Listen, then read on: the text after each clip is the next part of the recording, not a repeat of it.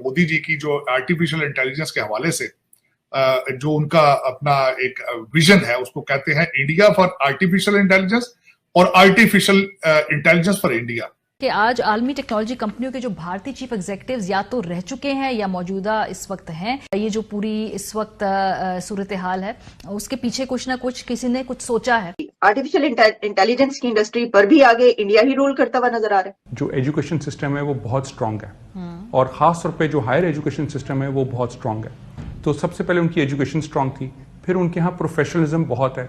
इस वक्त अगर देखा जाए तो they have monopoly on this business, on the computer or intelligence matter of fact, not only computer intelligence।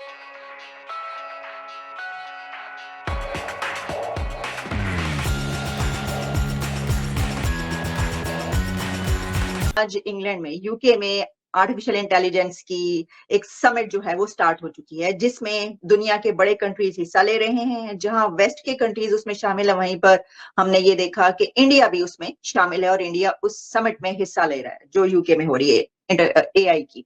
लेकिन सर, इसी के साथ इंडिया में भी पहली समिट होने जा रही है एआई की, आर्टिफिशियल इंटेलिजेंस की, दिसंबर में।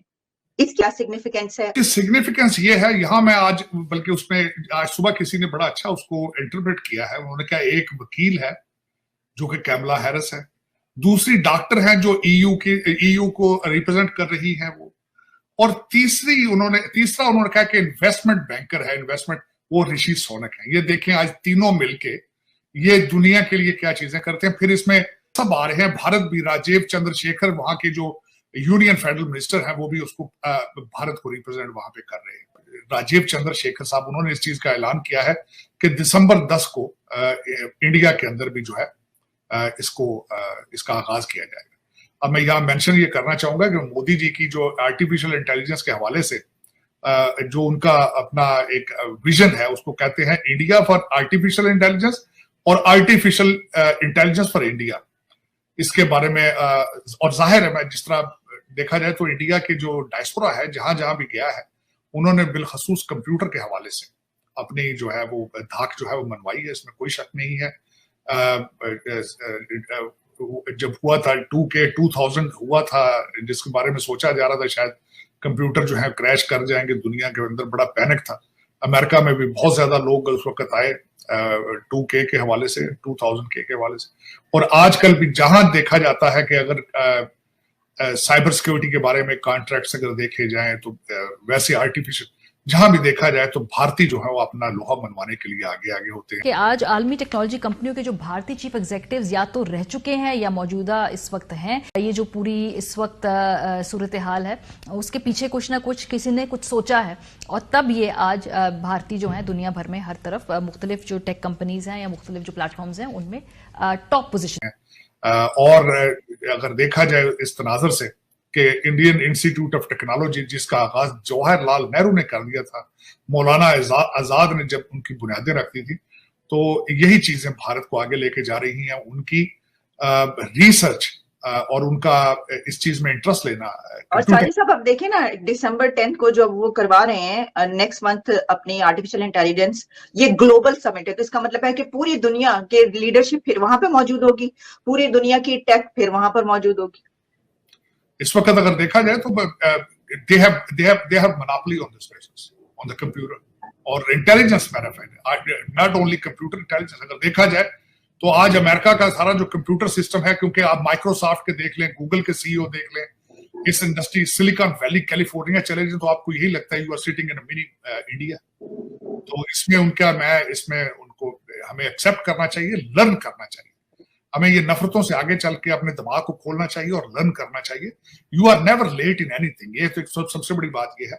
लेकिन जब मैं पहले हमेशा ये कहता हूं कि आप जब नफरतों के दरवाजे बंद करेंगे तो अकल के दरवाजे तब खुलेंगे। तो हमें सोचना चाहिए उस साइड पे। तो क्या आपको नजर आ रहा है कि इस इंडस्ट्री पे भी, आर्टिफिशियल इंटेलिजेंस की इंडस्ट्री पर भी आगे इंडिया ही रूल करता हुआ नजर आ रहा है? देखें, जब गूगल वो चलाएंगे, जब माइक्रोसॉफ्ट पे वो अपना पलड़ा भारी रखेंगे, जब साइबर सिक्योरिटी पे उनका ग्रिप होगी, यहाँ पे नासा में अगर आप देखेंगे इंडियन डायस्पोरा कितना एम्प्लॉयड है ऑलरेडी। और दूसरा, उन्होंने जिस तरीके से आप स्पेस के अंदर मोनोपोली अगर उनके देखें बनेगी आने वाले दिनों, अदितिया L1 उन्होंने सूरज पे अपना जो है सैटेलाइट को छोड़ दिया है। 2035 में वो अपना स्पेस स्टेशन बनाने के बारे में सोच रहे हैं। 2040 में वो चांद पे जाने की सोच रहे हैं।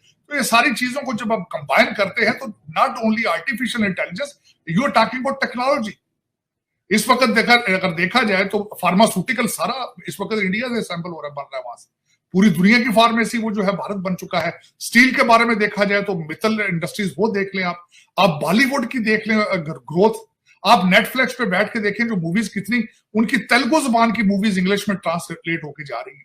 तो अगर देखा जाए तो ये एक चीज नहीं है आलिया, ये तो एक पूरा, जब आपके अंदर एक नेशनल प्राइड होता है, जब आप समझते हैं कि we are the 5th largest economy and we have to move towards to becoming a 3rd largest economy, तो ये पूरे एक पूरी नेशन जो है वो पुश कर रही है अपने आप को, और लार्जेस्ट पॉपुलेशन है और लार्जेस्ट मिडिल क्लास है, लार्जेस्ट यंग नेशन है, और उनको एपेटाइट है टू ग्रो, जो सबसे बड़ी बात ये है।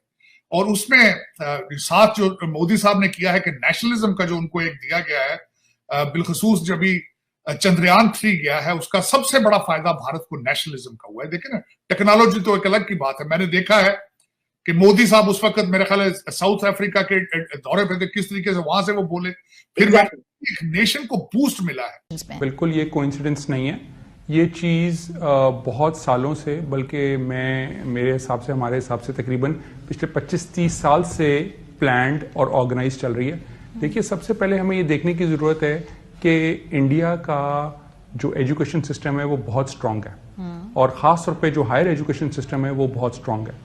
तो सबसे पहले उनकी एजुकेशन स्ट्रांग थी, फिर उनके यहाँ प्रोफेशनलिज्म बहुत है, फिर उनके वर्क एथिक्स बहुत स्ट्रांग है, और हम इस चीज में कुछ तकरीबन 15-20 साल कम से कम पीछे हैं। अच्छा, ये टॉप पोजीशंस के ऊपर फॉर एग्जांपल अगर इस वक्त भारतीय बहुत ज्यादा नजर आते हैं, क्या ये असरअंदाज होते हैं किसी तरीके से पॉलिसी के ऊपर, क्या या नहीं होते? ये वो एक प्रोफेशनल लेवल ही एक और है, इसलिए कोई फर्क नहीं पड़ता उसका। देखें जी, जहां भी ह्यूमन एलिमेंट आएगा वहां ह्यूमन सेंटिमेंट आएगा और वहां ह्यूमन इन्फ्लुएंस आएगा, चाहे वो बहुत एक्सप्लिसिट हो या इम्प्लिसिट हो, ऑफ कोर्स अफेक्ट करता है, और बिल्कुल जरूर आता है, बहुत फर्क पड़ता है, प्रायोरिटाइज होता है। तो पहली प्रायोरिटी आती है, अच्छा जी क्यों नहीं हम अपनी बहुत बड़ी पॉपुलेशन पे ट्राई कर लें पहले। तो वहाँ वो ट्रायल्स एंड टेस्ट करते हैं, जब आपने टेस्ट एंड ट्रायल्स वहाँ किए तो फिर वो कहते हैं यहीं स्केल कर लो पहले, एंड हेंस आप देखेंगे उनकी मिडिल क्लास कैसे इंप्रूव कर गई।